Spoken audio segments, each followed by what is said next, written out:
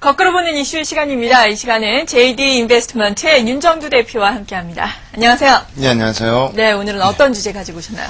네, 일단 개장 초부터 시장에서 화두가 됐었던 지금 미국 국무부와 그리고 또 FRB 쪽에서의 추가적인 지원 방안, 금융에 대한 그런 추가적인 지원 방안에 대해서 좀 가져 나왔습니다. 네, 정말 최근에 미국의 양대 국책 모기지 업체죠. 이 페니메와 프레디맥 또 유동성 위기 때문에 신용위기 다시 한번 또 불거져 나왔었는데요.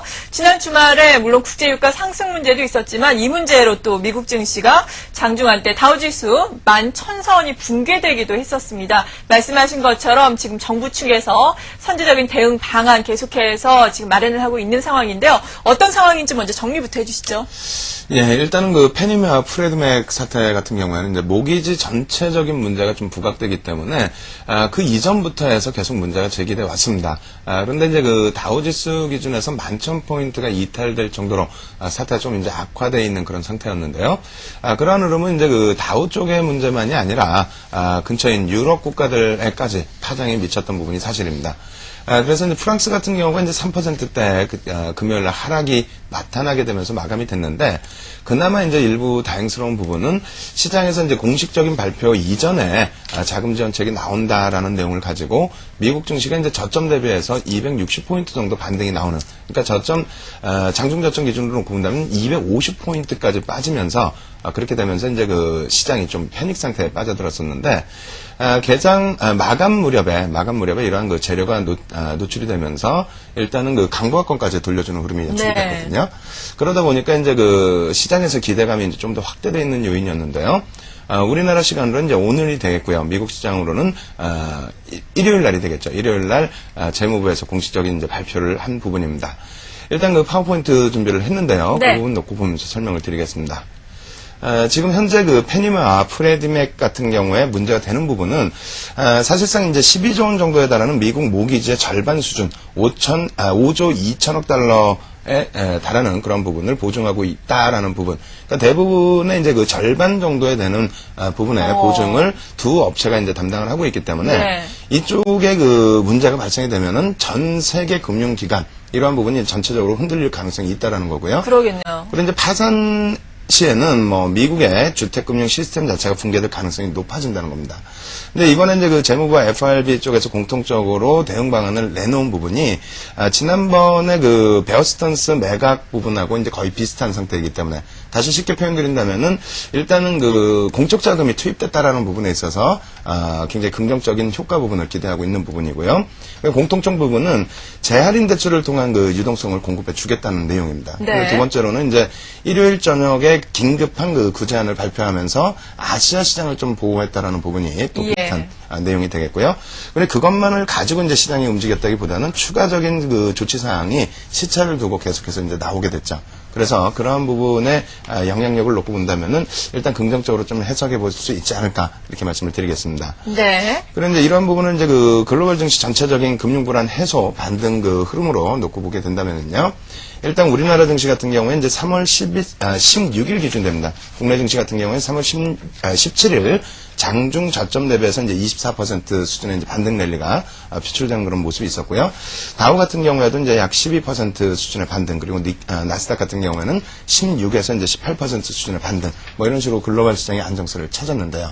무엇보다 중요한 부분은 현재 위치에서의 전체 글로벌 증시의 하락이 아무래도 이제 유가 급등이라든가 그리고 또 금리 인상, 물가 불안 여러 가지 요인이 있었지만은 사실상 다우의 약세 때문에 연동된 부분인데, 다우 지수 자체가 일단은 금융주들의 하락폭 때문에 연동된 부분이 더 큽니다. 그래서 금융주들이 또 이번 주에 다행히 실적 발표를 해주고, 그리고 이제 거기에 대해서 국책 모기지 업체에 대한 지원 방안이 발표가 됐기 때문에 그렇다면은 시장의 흐름 자체는 다소 제한적일 가능성이 높다. 오히려 반등을 모색할 가능성이 높다. 이렇게 설명을 드리겠습니다. 네. 앞으로 그렇다면 시장의 흐름 이번 구제책으로 말미암아서 좀 긍정적으로 진행될 가능성이 높다라고 해주셨는데, 조금 더 장기적으로 본다면 어떨까요?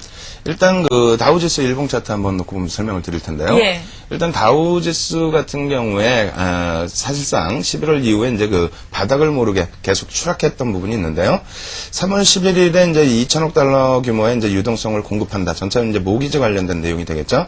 그리고 이제 3월 16일에 JP 모간의 베어스턴스를 매각한다라는 예, 내용. 그렇죠. 사실은 이러한 부분이 실질적으로 이제 JP모건 체이스에서 자금이 있어서 인수를 하는 것보다는요, 공적 자금을 직접 투입할 수 없기 때문에 우회적인 부분을 단행을 하게 되면서, 그렇게 되면서 이제 시장 반등 랠리가 나아졌다라는 겁니다. 그리고 이제 추가적인 하락 부분, 여러 가지 이제 하락 요인에 대해서 얘기가 나오고 있습니다만, 실질적으로 이제 미국 다우의 추가적인 급락 부분, 재차 이제 급락이 연출됐던 부분은 미국의 이제 은행 업종의 일봉 차트가 되는데요. 5월달 고점 대비해서 다우지수가 밀린 폭이 한 15%대 하락이 되고요. 그리고 이제 미국의 은행주들 전체적으로 놓고 보시게 되면은 고점 대비해서 이제 30% 수준의 하락이 나왔습니다. 이 부분은 이제 시가총액 비중이 이제 월등히 높은 은행 업종의 하락 때문에 다우지수의 하락률이 높아졌다. 그렇게 본다면 금융 불안이 여전하게 작용된 부분이 있다. 근데 이 부분을 해소시켜주는 국면에 다다라 있기 때문에, 그렇다면은 중장기적인 관점에서 놓고 본다면 일단은 앞으로 향후에 이제 모기지 관련 내용이라든가 예. 금융 관련된 내용은 미국 자체만의 악재 요인이 될 가능성이 있다. 예. 그런 부분은 이제 이번 조정에서 놓고 보실 때, 기존의 조정 흐름, 그러니까 다우지수에 연동되는 이제 국내 증시의 흐름 같은 경우에는 대략적으로 이제 2배 정도 수준에 놓여져 있었거든요. 네. 그러니까 뭐 2007년도 같은 경우에도 다우 대비해서 오히려 이제 2~3배 정도 더 높은 상승률이 나왔고요. 그리고 이번 조정에서도 똑같았습니다. 근데 이제 이러한 부분이 이탈된 부분이 5월 고점에서부터 조정을 받을 때, 그때는 이제 2배 흐름이 아니라 비슷한 수준의 조정이었거든요. 네. 근데 이제 이것이 국내 증시만의 흐름이 아니고 네. 유럽이라든가 일본이라든가 하물며 이제 미국 시장에서도 나스닥과 S&P 같은 경우에는 다우보다는 좀 등락률이 확대됐던 그런 지수인데, 이번 조정에서는 그렇지 않았다는 거죠. 그렇다면은 공적 자금이 투입되면서 해소되어가는 미국의 이제 금융시장의 문제 자체는 일단 미국에 국한될 가능성이 점점 더 높아진다. 그렇기 때문에 글로벌 증시가 이제 안정 추세로 돌아서게 됐을 때는 일단은 뭐 금융 쪽에 부담 요인보다는 네. 좀 이제 긍정적인 마인드를 서서히 가지고 나가도 되지 않을까, 이렇게 말씀을 드리겠습니다. 네, 그렇군요. 정말 지난해에 이렇게 모기지 문제, 신용 위기 문제 대두가 되면서 글로벌 증시 동반 하락세 지금 연출을 하고 있는데요. 앞으로는 이 신용 위기, 금융 문제가 미국만의 문제로 국한될 수 있을 것이다라고 짚어주셨습니다. 그렇다면 금융주에 대해서 우리가 앞으로 관심을 가져도 될지, 또 이럴 때 우리가 또 어떤 업종을 위주로 어떤 투자 전략을 세워야 할지 말씀을 좀 해주시죠. 일단 코스피 일봉 차트 놓고 보면서 설명을 드릴 텐데요. 예. 코스피 일봉 차트 놓고 보실 때에도 똑같습니다. 미국 증시와의 방향성 부분은 거의 똑같고요. 그리고 이제 지수의 등락률에서 조금 차이가 있는데, 네. 1차적으로 이제 3월 17일 바닥 찍고 돌려줬을 때 미국 증시 대비해서 대략 2배 정도. 그러니까 다우가 이제 12% 반등 나올 때 국내 증시는 24% 수준의 반등이었거든요. 네. 근데 이번에는 이제 지난해 11월부터 해서 조정을 받았을 때 또 2배 밀린 그런 흐름이 아니고요.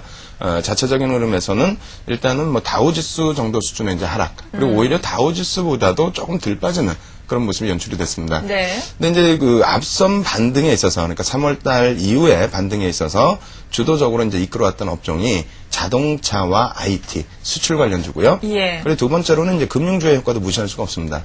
금융주들이 차지하는 이제 시가총액 비중 자체도 2005년 이후에 이제 상당히 높아져 있고요. 은행주들 같은 경우에도 이제 한 10% 가까운 시가총액 비중을 차지하고 있는데, 1차적인 반등이 나왔을 때의 금융주들, 그러니까 뭐 대표적으로 국민은행을 예를 든다면 대략 한 40% 수준의 반등이 나왔거든요. 예. 그렇다면은 이번 효과 부분에 있어서도 마찬가지입니다.